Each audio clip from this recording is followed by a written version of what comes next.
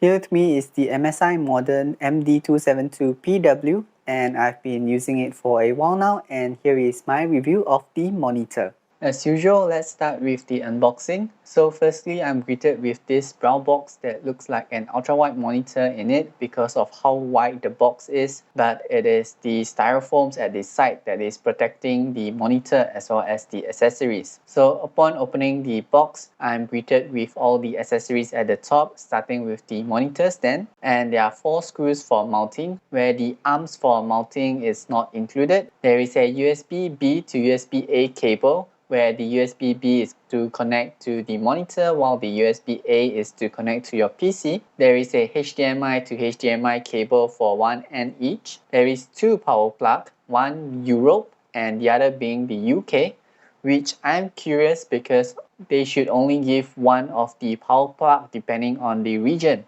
Next, we have the charging brick to power up the monitor, and there is the base to support the monitor. And after all the accessories at the top, we are finally greeted with the monitor, which is sandwiched between 2 of the styrofoams. So next is to set up the monitor. Obviously, it comes with an instruction manual, but me being me not reading the instruction manual, I actually awkwardly placed the monitor on my lap while trying to fix the monitor. However, the whole fixing it's rather easy. All you have to do is to attach the stand at the back of the monitor, as well as the base, where all of them are easily attachable, and it is quite sturdy once you have attached them properly. So let's go through the physical tour of the monitor. At the top, there are a uniform set of grills, and at the bottom, you have the various buttons as well as a pair of speakers. For the ports at the back, firstly, we have the DC connector, followed by a USB-C where you could actually charge and project the screen at the same time for your tablet or laptop. There is a DisplayPort 1.4, HDMI 2.0, audio jack, followed by a USB-B connector for you to control the monitor using the Productivity Intelligence program, as well as 2 USB 2.0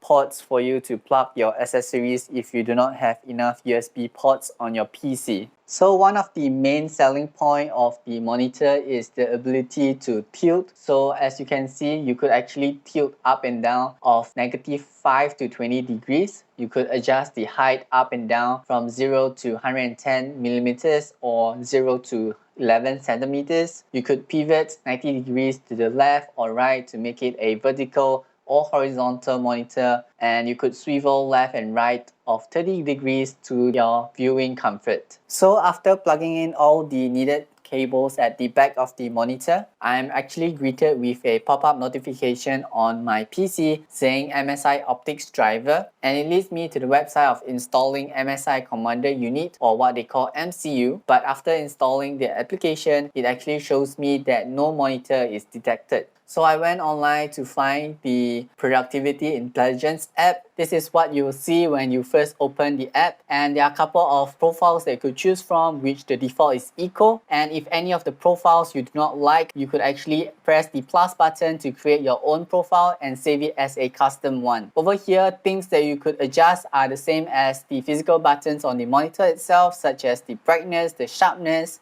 the contrast, and apart from what you could adjust on the monitor, the add-on is the split window. Not only it supports the MSI monitor, it also supports external monitor, which I have here, for example, Dell. So this allows you to do split screen on a default layout selection from here, and it works for both horizontal and vertical despite showing a horizontal layout here. There is also the tool sections which you could adjust things such as your mouse, your on-screen keyboard, the magnifier, whether you want to zoom in and out, the projection, whether you want to extend the screen or clone the screen, and so on. In the settings, you could actually adjust the volume. So instead of pressing the volume button on the monitor, you could actually do so over here. And there is the hotkey settings, which I feel that it is useful if you need to adjust things like the brightness. So for example, on the laptop, you could do so by pressing the function key followed by the brightness plus or minus, but you can't do so on the desktop. But with this, you could actually do so. And for the Navi key, these are the default things which you could do with the physical buttons. But if there are any things which you use more frequently than what is on the default, you could actually select from the list of drop down. So for this monitor, there is an KVM where you could actually switch between two devices, where the first device would utilize either the HDMI or DisplayPort, and the second device would utilize the USB Type-C. For this display, it has a standard 16:9 aspect ratio, and it has a 250 nits of maximum brightness, which I feel it should be sufficient because you would probably be using this in an indoor environment and not say like a laptop where you would bring this out to a cafe or whatnot. The display for this monitor has the anti-blue light filter where it actually helps to protect your eye, and there is the anti-flickering technology that helps to make your eye less tired or less strained if you were to require to use the monitor for multiple hours. The display is Full HD IPS panel, and the finish for the monitor is an anti-glare coating. So it is useful in scenarios if you have any backlight that is pretty glaring, and the anti-glare will actually helps to prevent that. So it has a rather fast response time of 5 milliseconds, and it has a 100% sRGB, which I feel the color accuracy should be good enough for you to edit videos or edit photos if you were to do so. It has a 5 milliseconds response time, so some light gaming would be good for you to do so, but the refresh rate is only up to 75 Hz, which gives you a slightly smoother experience compared to a standard 60 Hz. It is definitely not as fast as say 144 or 165 Hz, and this monitor is also not geared to be a gaming monitor. As mentioned earlier, there is a pair of speakers for this monitor, and because of how I rotate it to be a vertical monitor, the speakers are firing towards the side rather than downwards towards me. But overall, I feel that the speakers sounds not too bad, and if you were to use this for watching medias like YouTube videos or movies, I feel that these speakers would do well. And speaking about vertical orientation, I feel that this monitor would be nicer if we were to place it horizontally because of the white bar at the bottom. So because of how I place it this way, the white bar doesn't look that nice on the right side if I were to be facing the screen. I would prefer it to have a more uniform bezels at all four sides rather than 3 thin bezels and 1 chinned. So for the monitor family lineup, mine is white in color. There is also the black in color for this particular model. There is also the Curve edition and also the Quad HD edition, where the specifications are of course different from one another. For the price of this monitor, it costs $319, which I feel that the price is not too bad